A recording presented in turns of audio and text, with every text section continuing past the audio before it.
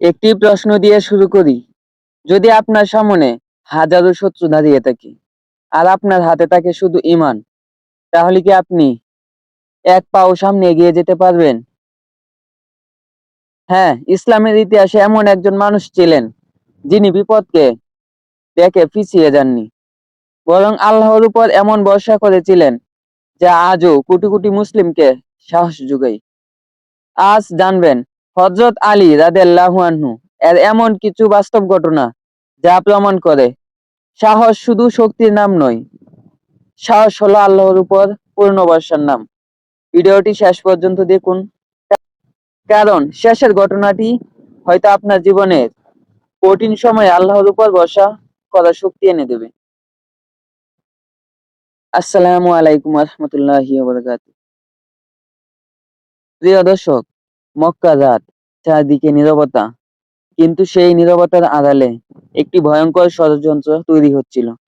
কুরাইশের নেতারা সিদ্ধান্ত নিয়েছিল আজ রাতেই রাসূলুল্লাহ সাল্লাল্লাহু আলাইহি সাল্লামকে হত্যা করবে। প্রতিটি গোত্র থেকে একজন করে যুবক নির্বাচন করা হলো, যাতে হত্যার দায় কোনো এক গোত্রের উপর না আসে। কিন্তু আল্লাহ তাআলা তার নবীকে মদিনায় হিজরতের নির্দেশ দিলেন।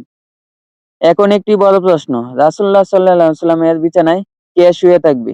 কারণ হত্যাকারীরা ঘর ঘিরে রেখেছে, যে সেখানে শুবে তার জীবন প্রায় নিশ্চিত ঝুঁকির মধ্যে পড়বে। ঠিক সেই সময় রাসূলুল্লাহ সাল্লাল্লাহু আলাইহি ওয়াসাল্লাম হযরত আলী রাদিয়াল্লাহু আনহুকে বললেন, তুমি আজ রাতে আমার বিছানায় শুয়ে থাকবে। একবার ভাবুন, একজন তরুণ যুবক জানেন সকাল হওয়ার আগেই তাকে হত্যা করা হতে পারে, তবুও তিনি এক মুহূর্তও দ্বিধা করলেন না। কেন? কারণ তার বিশ্বাস ছিল যতক্ষণ আল্লাহ না চান ততক্ষণ কোন মানুষ তার ক্ষতি করতে পারবে না। তিনি শান্ত মনে রাসূলুল্লাহ সাল্লাল্লাহু আলাইহি ওয়াসাল্লামের সবুজ চাদর গায়ে দিয়ে সেই বিছানায় শুয়ে পড়লেন। এটি শুধু সাহস ছিল না, এটি ছিল আল্লাহর উপর পূর্ণ তাওয়াক্কুলের এক উজ্জ্বল দৃষ্টান্ত।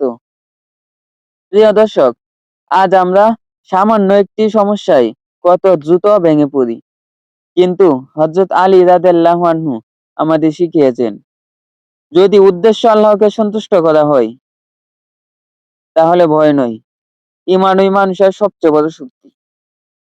শত্রুর আমানতও ফিরিয়ে দিয়েছিলেন হযরত আলী রাদিয়াল্লাহু তাআলা আনহু। প্রিয় দর্শক, রাসূলুল্লাহ সাল্লাল্লাহু আলাইহি ওয়াসাল্লাম তখন মক্কা ছেড়ে মদিনার পথে, কিন্তু তিনি চলে যাওয়ার আগে একটি গুরুত্বপূর্ণ দায়িত্ব দিয়ে গেলেন হযরত আলী রাদিয়াল্লাহু আনহুকে। সেটি ছিল মানুষের আমানত তাদের কাছে ফিরিয়ে দেওয়া। অবাক করার বিষয় হলো, যারা রাসূলুল্লাহ সাল্লাল্লাহু আলাইহি ওয়াসাল্লামকে হত্যা করতে চেয়েছিল তাদের অনেকেই নিজেদের মূল্যবান সম্পদ রাসূলুল্লাহ সাল্লাল্লাহু আলাইহি ওয়াসাল্লামের কাছেই জমা রাখত। কারণ তারা জানতো মুহাম্মদ সাল্লাল্লাহু আলাইহি ওয়াসাল্লাম কখনো আমানতের খেয়ানত করেন না। এখন রাসূলুল্লাহ সাল্লাল্লাহু আলাইহি ওয়াসাল্লাম মদিনায় চলে গেলেন, কিন্তু সেই আমানতগুলো ফিরিয়ে দেওয়ার দায়িত্ব হযরত আলী রাদিয়াল্লাহু আনহু গ্রহণ করলেন। একবার ভেবে দেখুন, যে শহরে তার জীবন ঝুঁকির মধ্যে, সেই শহরেই তিনি থেকে গেলেন শুধু মানুষের হক আদায় করার জন্য। তিনি চাইলে সবকিছু ফেলে চলে যেতে পারতেন, কিন্তু একজন প্রকৃত মুমিন কখনো মানুষের হক নষ্ট করেন না। প্রিয় দর্শক, এখানে আমরা একটি বড় শিক্ষা পাই। আল্লাহর উপর ভরসা মানে দায়িত্ব থেকে পালিয়ে যাওয়া নয়, বরং আল্লাহর উপর ভরসা রেখে নিজের দায়িত্ব সঠিকভাবে পালন করাই একজন মুমিনের পরিচয়। আজ অনেকেই মনে করেন পরিস্থিতি কঠিন হলে অস্বীকার ভেঙে ফেলা যায়, অঙ্গীকার ভেঙে ফেলা যায়, কিন্তু হযরত আলী রাদিয়াল্লাহু আনহু শিখিয়েছেন সত্যিকারের ঈমান মানুষকে বিশ্বস্ত করে তোলে। কারণ যে আল্লাহকে ভয় করে সে মানুষের হক নষ্ট করে না। খাইবারের যুদ্ধে হযরত আলী রাদিয়াল্লাহু আনহুর এর অবিশ্বাস্য সাহস। প্রিয় দর্শক, হিজরির সপ্তম বছর মুসলমানরা পৌঁছেছেন খাইবারের দুর্গের সামনে। খাইবার ছিল অত্যন্ত শক্তিশালী একটি দুর্গ, উঁচু দেয়াল, সুদৃঢ় দরজা এবং অভিজ্ঞ যোদ্ধায় ভরা। কয়েকদিন ধরে যুদ্ধ চলছিল, কিন্তু বিজয় আসছিল না। ঠিক তখন রাসূলুল্লাহ সাল্লাল্লাহু আলাইহি সাল্লাম এমন একটি ঘোষণা দিলেন যা শুনে সব সাহাবী অপেক্ষা করতে লাগলো। তিনি বললেন, আগামীকাল আমি এমন একজনের হাতে পতাকা দেব যিনি আল্লাহ ও তার রাসূলকে ভালোবাসেন, আর আল্লাহ ও তার রাসূলও তাকে ভালোবাসেন। আল্লাহ তার হাত দিয়েই বিজয় দান করবেন। সহিহ বুখারী হাদিস 3701। সেই রাতে প্রত্যেক সাহাবীর মনে একটি আশা ছিল, হয়তো আগামীকাল পতাকাটি তার হাতেই দেওয়া হবে। কিন্তু পরদিন সকালে রাসূলুল্লাহ সাল্লাল্লাহু আলাইহি ওয়াসাল্লাম বললেন, আলী কোথায়? সাহাবীরা বললেন, তিনি চোখের অসুস্থতায় ভুগছেন।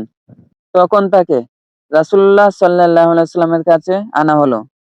রাসূলুল্লাহ সাল্লাল্লাহু আলাইহি ওয়াসাল্লাম তার চোখে নিজের পবিত্র লালা লাগিয়ে আল্লাহর কাছে দোয়া করলেন। আল্লাহর ইচ্ছায় তিনি সঙ্গে সঙ্গেই সুস্থ হয়ে গেলেন। এরপর রাসূলুল্লাহ সাল্লাল্লাহু আলাইহি ওয়াসাল্লাম ইসলামের পতাকা হযরত আলী রাদিয়াল্লাহু আনহু এর হাতে তুলে দিলেন।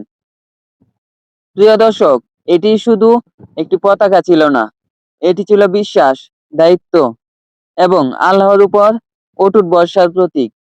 হযরত আলী রাদিয়াল্লাহু আনহু কোনো অহংকার করেননি। তিনি প্রথমে জিজ্ঞাসা করলেন, হে আল্লাহর রাসূল, আমি কি উদ্দেশ্যে তাদের সঙ্গে যুদ্ধ করব? রাসূলুল্লাহ সাল্লাল্লাহু আলাইহি ওয়াসাল্লাম বললেন, প্রথমে তাদের ইসলাম গ্রহণের আহ্বান জানাও এবং আল্লাহ তাদের উপর যে অধিকার দিয়েছেন তা জানিয়ে দাও। আল্লাহর কসম, তোমার মাধ্যমে যদি একজন মানুষও হিদায়াত পায় তবে তা তোমার জন্য লাল উটের চেয়ে উত্তম। সহিহ বুখারী হাদিস 4210। প্রিয় দর্শক, দেখুন হযরত আলী রাদিয়াল্লাহু আনহু এর লক্ষ্য শুধু বিজয় ছিল না, মানুষকে আল্লাহর পথে ডেকে আনা ছিল তার সবচেয়ে বড় উদ্দেশ্য। হযরত আলী রাদিয়াল্লাহু আনহু এর ন্যায় বিচার ও আল্লাহর উপর অটুট ভরসা। প্রিয় দর্শক, সাহসী হওয়া একটি বড় গুণ, কিন্তু সাহসের সঙ্গে যদি ন্যায় বিচার না থাকে তবে সেই সাহসের কোনো মূল্য নেই। হযরত আলী রাদিয়াল্লাহু আনহু শুধু একজন বীর যোদ্ধাই ছিলেন না, তিনি ছিলেন অত্যন্ত ন্যায়পরায়ণ একজন মানুষ। একদিন তার একটি বর্ম হারিয়ে গেল। কিছুদিন পর তিনি দেখলেন একজন অমুসলিম ব্যক্তির কাছে, কিন্তু সেই বর্মটি একজন অমুসলিম ব্যক্তির কাছে সেই বর্মটি রয়েছে। তিনি চাইলে খলিফা হিসেবে বল প্রয়োগে বর্মটি নিয়ে নিতে পারতেন, কিন্তু তিনি তা করলেন না। তিনি বিষয়টি বিচারকের আদালতে নিয়ে গেলেন। বিচারক দুই পক্ষের কথা শুনলেন। হযরত আলী রাদিয়াল্লাহু আনহু এর কাছে পর্যাপ্ত সাক্ষী ছিল না, তাই বিচারক অমুসলিম ব্যক্তির পক্ষেই রায় দিলেন। প্রিয় দর্শক, একবার ভাবুন, একজন রাষ্ট্রপ্রধান আদালতের রায় মেনে নিলেন। কোনো রাগ নয়, কোনো ক্ষমতার অপব্যবহার নয়, কারণ তিনি জানতেন আল্লাহর ন্যায় বিচারের সামনে দুনিয়ার সব ক্ষমতা তুচ্ছ।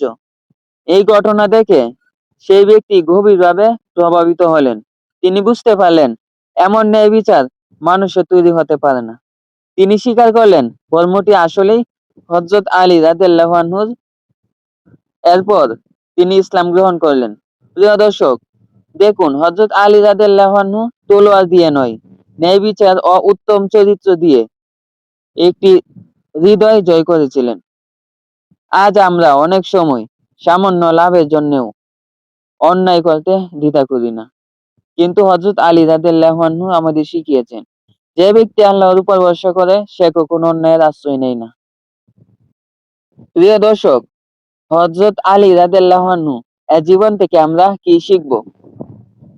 হযরত আলী রাদিয়াল্লাহু আনহু এর জীবন শুধু ইতিহাসের একটি অধ্যায় নয়, এটি প্রত্যেক মুমিনের জন্য একটি জীবন্ত শিক্ষা। তিনি আমাদের শিখিয়েছেন আল্লাহর উপর ভরসা করলে ভয় ছোট হয়ে যায়।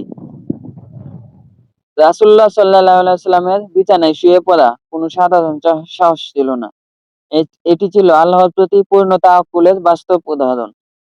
দ্বিতীয় শিক্ষা, ক্ষমতা নয়, ন্যায় বিচার একজন মানুষের আসল পরিচয়। তিনি খলিফা হয়েও আদালতের রায় মেনে নিয়েছিলেন, কারণ তিনি জানতেন আল্লাহ সবকিছু দেখছেন।